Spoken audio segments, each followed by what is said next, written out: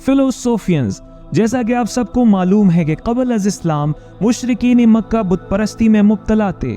انہوں نے خانہ کعبہ میں کل ملا کر 360 بت رکھے تھے اور وہ ہر ایک بت کو اپنے الگ مقصد کے لیے پوجتے تھے۔ ان تمام بتوں میں سے 4 بت ان کے لیے انتہائی اہمیت کے حامل تھے، جن میں سب سے بڑا ہبل اور اس کے علاوہ 3 دیویاں لات، منات اور العزیٰ شامل تھے۔ دوستو، کہا جاتا ہے کہ یہ تینوں دیویاں مشہور جادوگرنیاں تھیں جن کے نام پر مشرکین عرب نے بعد میں بت بنائے اور وہ ان کو پوجنے لگے۔ ناظرین، لات دیوی کی عبادت خاص طور پر قبیلہ بنو ثقیف کے لوگ کرتے تھے۔ وہ لات کو امن، خوشحالی اور موسم کی دیوی مانتے تھے۔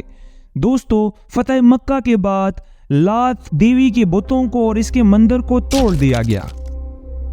دوسری طرف منات کو قسمت، دولت اور وقت کی دیوی مانا جاتا تھا۔ اس دیوی کی عبادت مدینہ کے کئی قبیلے کرتے تھے، جن میں قبیلہ بنو خزرج اور قبیلہ اوس شامل تھے۔ فتح مکہ کے بعد اس دیوی کے سب سے بڑے مندر کو مسمار کرنے کے لیے سعید ابن زید رضی اللہ تعالیٰ عنہ کو 20 گھوڑ سواروں کی نگرانی میں بھیجا گیا، جنہوں نے منات کے بت اور اس کے مندر کو مسمار کر دیا اور اس طرح اس کی عبادت رک گئی۔ فلوسوفینز، یہاں پر آپ کو بتاتا چلوں کہ ان دونوں دیویوں کے علاوہ عزیٰ کو طاقت، عبادت، حسن، اولاد، جذبات اور محبت کی دیوی مانا جاتا تھا، اور مشرکین مکہ حبل کے بعد جنگوں میں عزیٰ کو مدد کے لیے پکارا کرتے تھے۔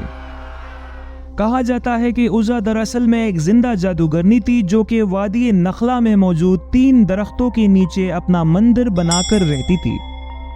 وادی نخلا وہ جگہ ہے جہاں پر جنات نے حضور نبی کریم صلی اللہ علیہ وسلم کی خدمت میں پیش ہو کر اسلام قبول کیا تھا۔ فلوسوفینز، یہاں پر آپ کو بتاتا چلوں کہ عزیٰ کے مندر میں موجود بت کے بارے میں کہا جاتا ہے کہ اس میں شیطانی جنات گھس جاتے تھے اور مشرکین مکہ کو گمراہ کرنے کے لیے ان سے ہم کلام ہوا کرتے تھے۔ دوستو، کہا جاتا ہے کہ اس دیوی کی عبادت میں عرب کے کئی مشہور قبائل مبتلا تھے، جن میں قریش، بنو ثقیف اور بنو کنانہ شامل تھے۔ فتح مکہ کے بعد حضور نبی کریم صلی اللہ علیہ وسلم نے خانہ کعبہ میں موجود تمام بتوں کو جب توڑ دیا تو ان بتوں میں ایک بت عزیٰ کا بھی تھا۔ اس طرح اسلام کے آنے کے بعد سرزمین عرب سے بت پرستی کا خاتمہ ہو گیا۔